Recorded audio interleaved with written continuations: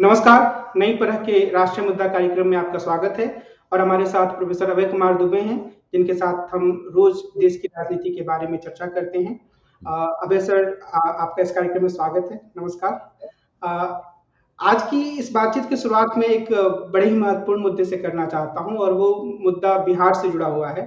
नीतीश कुमार ने आज विधानसभा में प्रस्ताव पेश किया कि जो पिछड़ी जातियां हैं, जो पिछड़े समूह हैं, उन सबको आरक्षण का जो पूरा एक दायरा है वो 75% तक कर दिया जाए। तो क्या ये माना जा सकता है कि ये उनके राजनीतिक दांव की एक ऐसी अगली कड़ी है जो भाजपा के लिए और ज्यादा परेशानी का सबब बन सकती है? देखिए, जातिगत जनगणना जब उन्होंने कराने का ऐलान किया था और कराई भी और उसके लिए अदालती लड़ाई भी लड़ी, ये लगभग उसी वक्त तय हो गया था कि अगर जातिगत जनगणना होती है और उससे पिछड़ी जातियों की जनसंख्या जितनी समझी जाती है उससे ज्यादा निकल कर आती है और अगड़ी जातियों की जनसंख्या जितनी समझी जाती है उससे कम दिखाई पड़ती है, तो फिर आरक्षण के दायरे को 50% से बढ़ाने के लिए मुहिम चलाई जाएगी। देखिए, फिर तो चर्चा इस बात पे होगी कि जो पिछड़ी जातियों के लिए 27% आरक्षण है, इस 27% आरक्षण को अति पिछड़ी जातियों में और पिछड़ी जातियों में, यानी जो मजबूत पिछड़ी जातियां हैं, उनके बीच में उसका वितरण किया जाए, जो बिहार में पहले से वितरण मौजूद है। उस वितरण में जो पिछड़ी जातियां हैं, मजबूत पिछड़ी जातियां हैं, उनको ज्यादा आरक्षण मिल रहा है। जो अति पिछड़ी जातियां हैं, उनके लिए आरक्षण का प्रतिशत अपेक्षाकृत कम है। लेकिन यहाँ पर अति पिछड़ी जातियां ज्यादा आरक्षण के लिए जरूरतमंद दिखाई पड़ रही हैं जातिगत जनगणना में। तो अब मांग ये उठेगी कि भाई उनको आप ज्यादा आरक्षण दीजिए, उसको ज्यादा प्रतिशत दीजिए। तो उसके लिए आपको जो जो जिनको अभी आरक्षण मिला हुआ है उनसे आरक्षण छीनना पड़ेगा। तो वो तो गड़बड़ हो जाएगी, पूरी पूरी राजनीति का खेल ही बिगड़ जाएगा। इसलिए आरक्षण के दायरे को, आरक्षण के प्रतिशत को बढ़ाना जातिगत जनगणना से निकलने वाली एक स्वाभाविक राजनीति है, जो न केवल बिहार में होगी बल्कि हर उस जगह होगी जहां पर जातिगत जनगणना इस प्रकार के आंकड़े लेकर सामने आएगी। मैं नहीं समझता हूं कि उत्तर प्रदेश में जातिगत जनगणना अगर होती है तो उसके नतीजे क्या निकलेंगे। आप सोचिए उत्तर प्रदेश में क्या होगा। उत्तर प्रदेश में अगली जातियों की जनसंख्या इतनी कम नहीं निकलेगी, इतनी बिहार में निकली है। उत्तर प्रदेश में ब्राह्मणों की जनसंख्या भी ज्यादा है, वहां राजपूतों की जनसंख्या भी ज्यादा है। उत्तर प्रदेश का जो डेमोग्राफिक कंस्ट्रक्शन है, डेमोग्राफिक कन्फिगरेशन है, जो उसका जनसंख्या मूलक विन्यास है, वो भिन्न किस्म का है। और पिछड़ी जातियां भी पर्याप्त संख्या में मौजूद हैं, लेकिन जो अगड़ी जातियां हैं वो भी मजबूत संख्यात्मक दृष्टि से। तो वहां पे ही सब ये कैसे होगा मैं ये नहीं कह सकता। और वहां अभी भी पिछड़ी जातियों को जो आरक्षण मिला है वो अति पिछड़ों में और पिछड़ों में के अंदर बटा हुआ नहीं है। तो बिहार की स्थिति तो बिल्कुल सीधे सीधे इस तरफ इशारा कर रही थी कि वहां इस तरह की मांग उठेगी ही। और चूंकि नीतीश कुमार सरकार में है, इसलिए वो इस मांग को ज्यादा मजबूती के साथ उठाएंगे, उसको विधानसभा से प्रस्ताव पास कराएंगे। तो वही सब हो रहा है जिसका पहले अंदाजा लगाया जाएगा। और भारतीय जनता पार्टी के लिए ये काफी मुश्किल बात है। देखिए, भारतीय जनता पार्टी के लिए काफी मुश्किल बात है। ये जो अति पिछड़ों की तरफ ध्यान दिया था वो कर्पूरी ठाकुर ने दिया था, शायद मुंगेरी लाल कमीशन की सिफारिशों के मुताबिक। उसके बाद से महादलितों वाला ध्यान भी उन्होंने ही दिया था। तो बिहार इस मामले में रास्ता दिखाता रहा है सभी को। बिहार इस मामले में देश के दूसरे कर्पूरी ठाकुर के कारण और बाद में नीतीश कुमार के कारण बिहार इस मामले में तमाम दूसरे राज्यों का सामाजिक न्याय के इस प्रश्न पर बिहार नेतृत्व करता रहा है। तो ये एक तरह से ठीक ही हुआ कि ये काम सबसे पहले बिहार में हुआ और बिहार जो कर देगा वो एक तरह का मानक बन जाएगा और दूसरे प्रांतों को उसका अनुपालन करना पड़ेगा। ये क्या हम ये कह सकते हैं कि आने वाला चुनाव एक तरफ भारतीय जनता पार्टी का राम मंदिर का मॉडल है और इंडिया गठबंधन के जो दल है वो धीरे धीरे करके जाति जनगणना और आरक्षण के विस्तार की मांगों की तरफ जा रहे हैं। तो क्या एक तरीके से फिर से मंदिर बनाम पिछड़ी जाति की राजनीति, जिसे मंडल बनाम कमंडल पहले कहा जाता था, उस स्वरूप में आगे बढ़ रही है या बढ़? इसमें दो बातें हैं। एक बात तो ये है कि वो जैसे कि जब आज हम लोग छत्तीसगढ़ में चूंकि 20 सीटों के ऊपर मतदान हो रहा था और उसमें 10 सीटें नक्सल प्रभावित हैं, तो वहां सुबह 7 बजे से मतदान हो रहा था। और जो नक्सल प्रभावित सीटें नहीं है वहां पर 8 बजे से मतदान होना था। नक्सल प्रभावित सीटों पर 7 बजे से मतदान शुरू होकर 3 बजे खत्म हो जाना था। और वहां पे सुरक्षा के लिए 80,000 सुरक्षा बलों की 80,000 इतनी बड़ी संख्या वहां पर तैनात की गई थी। फिर भी वहां दो माओवादी हमले हुए भी। तो मैं कहना ही चाहता हूं कि उसमें ये साफ होकर निकल कर आ रहा था कि जहां पर भूपेश बघेल कह रहे हैं कि जातिगत जनगणना होनी चाहिए, इसके जवाब में नरेंद्र मोदी का कहना यह है कि वो अयोध्या में रामलला के दर्शन की व्यवस्था करेंगे। तो पहली नजर में देखने में लगता है कि ये मंडल बनाम कमंडल वाला समीकरण बन रहा है, वाली राजनीति बन रही है। मैं इसको इस तरीके से थोड़ा देखने से परहेज करना चाहूंगा। मेरा मानना यह है कि नरेंद्र मोदी न केवल रामलला, राम मंदिर वगैरह ये सब तो कर ही रहे हैं, साथ में राष्ट्रीय स्वयंसेवक संघ ने उन्हें घुट्टी में समरसता का संदेश पिलाया है, समानता का नहीं, समरसता का संदेश पिलाया है। तो वो जो समरसता वाला पहलू, समरसता वाली विचारधारा है, वो वहां निकल कर आ रही है। इसीलिए वो जातिगत जनगणना कराकर उसके आंकड़े अपने पास रखे हुए हैं, उन आंकड़ों को प्रकाशित नहीं कर रहे। रोहिणी कमीशन क्या है? रोहिणी कमीशन पिछड़े वर्ग के आंकड़े संग्रहित किए हैं जस्टिस रोहिणी ने, उसको अपने पास रखे हुए हैं, प्रकाशित नहीं कर रहे। उन आंकड़ों के आधार पर विश्वकर्मा योजना तो उन्होंने लागू कर दी, लेकिन वो लोगों को बता नहीं रहे हैं कि आखिरकार वो आंकड़े हैं क्या। क्योंकि जैसे ही वो आंकड़े बताएंगे वैसे ही समरसता की बजाय समता के लिए लड़ाई होने लगेगी, समता के लिए राजनीति होने लगेगी। और वो सरकारी योजनाओं के जरिए, चाहे वो लाभार्थी योजनाएं हो, विश्वकर्मा योजना भी एक लाभार्थी योजना है, लाभार्थी योजनाओं के जरिए वो समरसता वाली थीसिस लाना चाहते हैं। और समता के लिए जो संघर्ष है उसको वो पाप की संज्ञा देते हैं।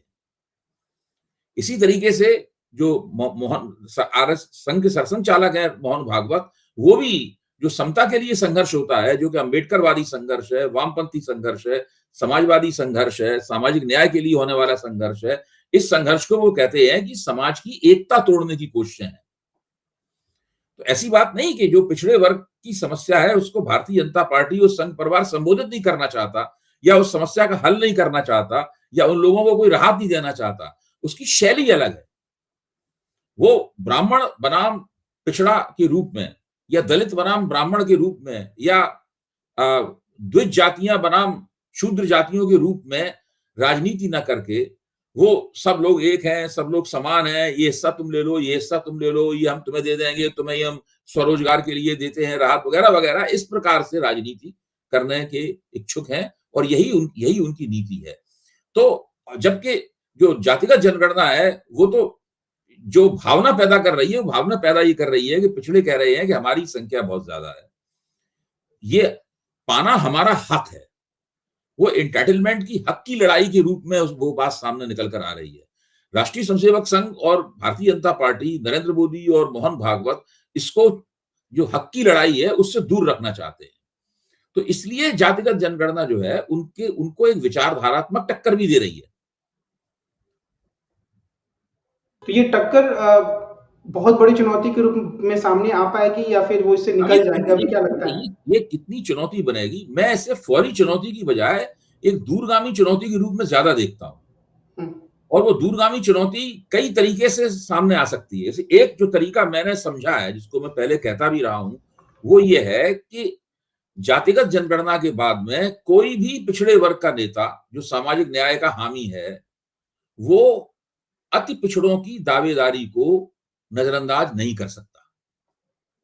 तेजस्वी यादव हो, चाहे अखिलेश यादव हो, या और कोई भी हो, यानी जो मजबूत पिछड़ी जातियां हैं, प्रभुत्वशाली पिछड़ी जातियां हैं, डोमिनेंट ओबीसी कास्ट हैं, उन डोमिनेंट ओबीसी कास्ट को ऐसी राजनीति करनी पड़ेगी जो कि अति पिछड़ों की दावेदारियों को स्वीकार करेगी और उनके लिए राहत मुहैया कराने की राजनीति और योजना पर काम करेगी। ये उनके लिए जरूरी हो जाएगा। जब वो ऐसा करेंगे तब भारतीय जनता पार्टी के सामने एक प्रतियोगी खड़ा होगा। यहां तक इस मैदान में कई प्रतियोगी आ जाएंगे जो भाजपा का मुकाबला करेंगे। अभी तो भाजपा सुरक्षित होकर के अति पिछड़ी जातियों को अपने पक्ष में गोलबंद करने में लगी हुई थी और बहुत कामयाब भी थी, इसमें ऐतिहासिक रूप से कामयाब थी। उनकी कामयाबी के कारण जो सामाजिक न्याय का आंदोलन था वो कमजोर भी हो गया था। भाजपा ने जो हिंदू एकता बनाई है, उस हिंदू एकता में इसकी भूमिका है बहुत बड़ी।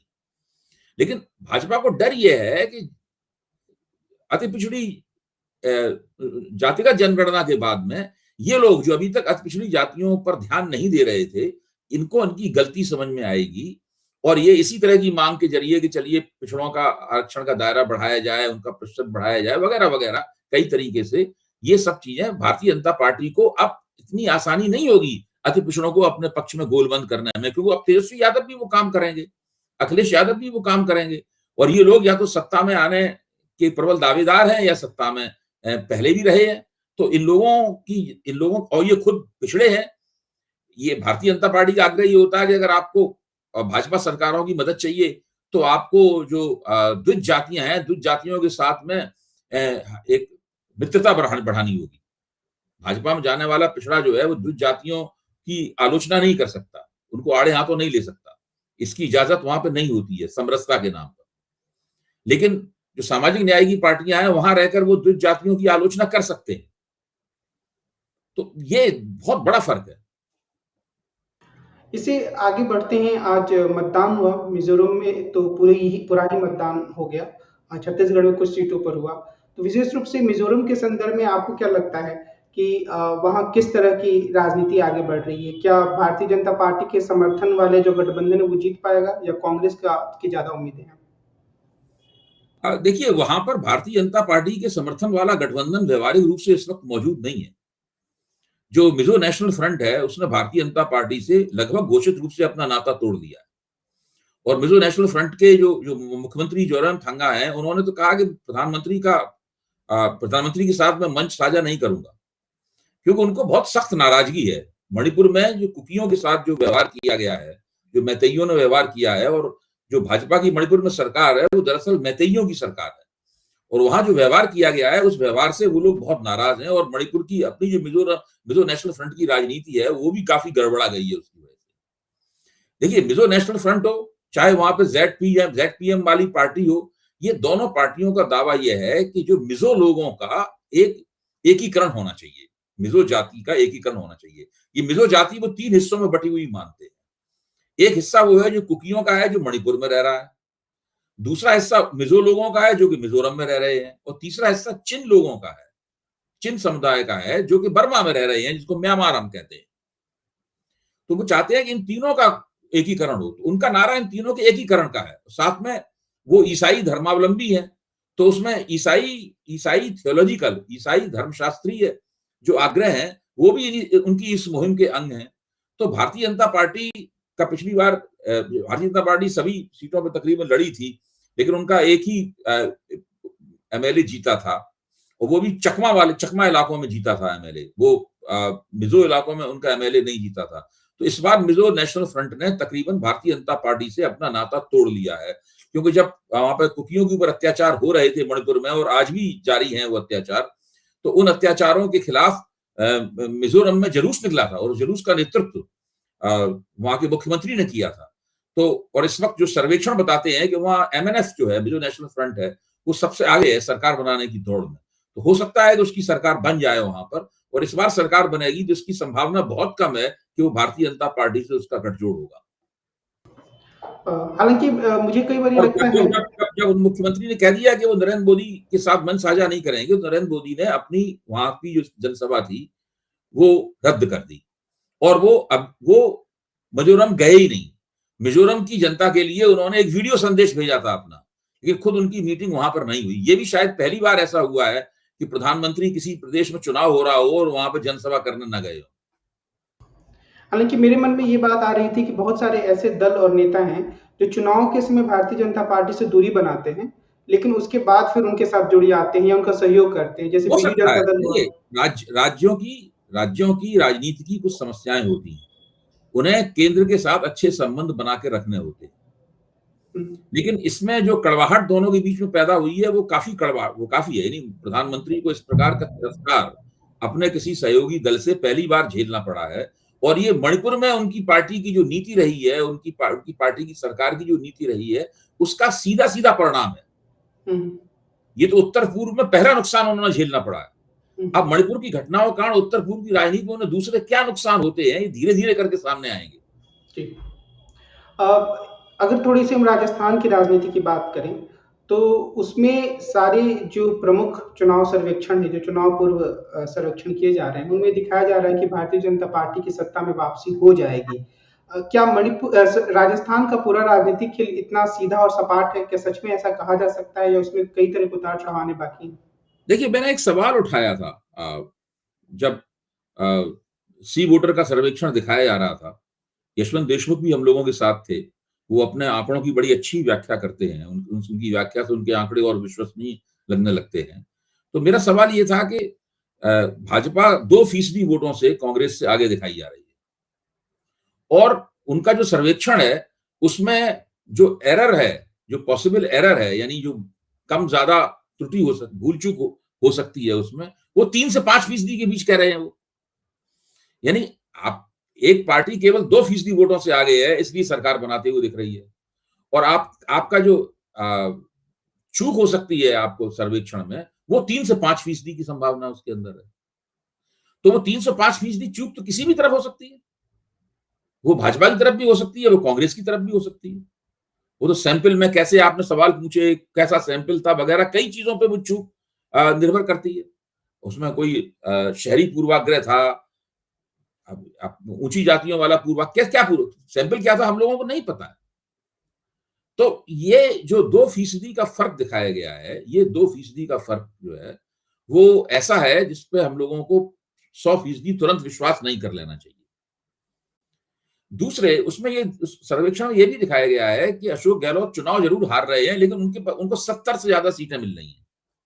यानी मतदान मतदान प्रतिशत में वो केवल 2% पीछे हैं और सीटें उन्हें 70 से ज्यादा मिल रही। इसका मतलब है कि वो बड़ी जबरदस्त टक्कर दे रहे हैं। पिछली बार जब अशोक गहलोत हारे थे तो जब कांग्रेस बहुत बुरी तरह हारी, शायद 30 के आसपास सीटें उसकी रह गई थी। तो ये इसका मतलब है वहां टक्कर बहुत जबरदस्त है। हमारे पुराने मित्र हैं विजय विद्रोही, जो राजस्थान की राजनीति के बारे में काफी कुछ जानते हैं, तो उनकी एक टिप्पणी थी, राजस्थान में चुनाव खुला हुआ भी है और फंसा हुआ भी है। तो राजस्थान में चुनाव किसी भी तरफ जा सकता है। मोटे तौर पर भारतीय जनता पार्टी आगे लग रही है और उसकी वजह यह है कि अशोक गहलोत जागे, लेकिन थोड़ा देर से जागे। अगर वो 6 महीने पहले जागते तो शायद इस वक्त भारतीय जनता पार्टी और भी ज्यादा मुश्किल और परेशानी में होती।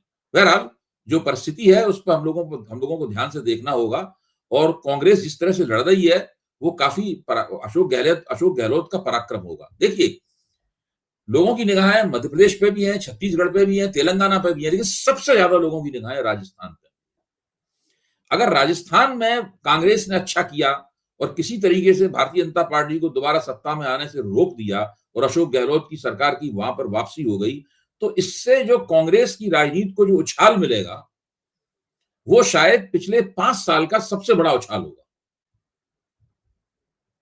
एक चीज ये भी है कि जैसे सब लोग एक तरीके से अपना निर्वाचन का जो पूरी प्रक्रिया है, यानी कि जब वो अपनी अपने वो डालते हैं कि हम अब चुनाव लड़ेंगे, कि पूरी प्रक्रिया खत्म हो चुकी है और उसके बाद कई सारे असंतुष्ट मैदान में हैं।